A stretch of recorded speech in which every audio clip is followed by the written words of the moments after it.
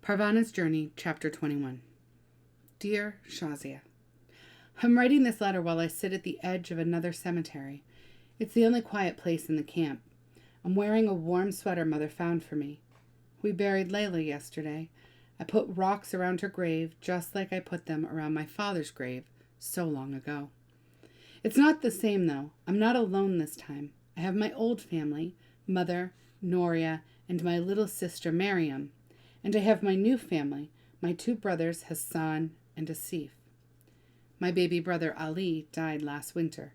Mother thinks he died of pneumonia, but she's not sure. There was no doctor around at the time. I told them how Father died. My mother says it wasn't my fault. There's a lot I haven't told her yet, but there's time. Our stories can wait. It was pure chance that we found each other again.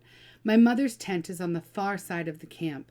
She was at the clinic with a neighbor woman who was too shy to go by herself to see the nurse. When she heard the explosion, she came running out.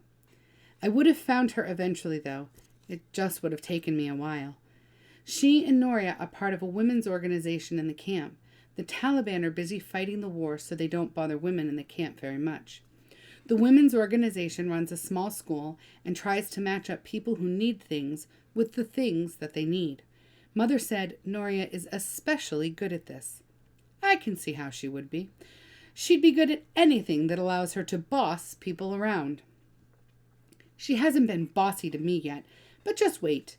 A mean old nanny goat doesn't change into a dove just because a little time has passed. It's wonderful to be complaining about Noria again. It makes me feel all warm inside, like there's at least something normal in the world.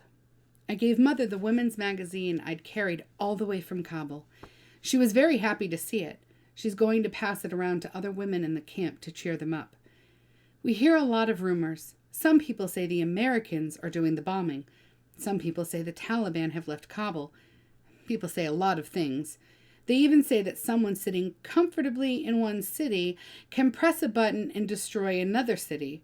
But I know that can't be true. Writing another letter to your friend? Asif hobbled over and eased himself down to the ground beside her. Parvana didn't answer him, hoping he'd take the hint and leave her in peace. I'm surprised you even have a friend, Asif said. You probably made her up. You're probably writing all those letters to yourself. Oh, go away, Parvana said. Asif, of course, stayed where he was. He gave her a few moments of silence and then said, I've just been talking with your mother. I talked with your sisters, too. They're both much prettier than you are. I don't think you're even from the same family. You and Noria should get along well, said Parvana. You're both unbearable. You're probably going to stay with your family now, aren't you? Of course I am. Why wouldn't I? Well, if you think I'm going to stay with you and them, you can forget it. Here we go again, thought Parvana. I don't recall asking you to stay. I mean, your sisters are pretty, and your mother is nice, but deep down they're probably all as crazy as you are. Probably. Asif was quiet again for a moment. Parvana knew what was coming. She waited. You probably want me to go, he said. Why don't you just admit it? I want you to go.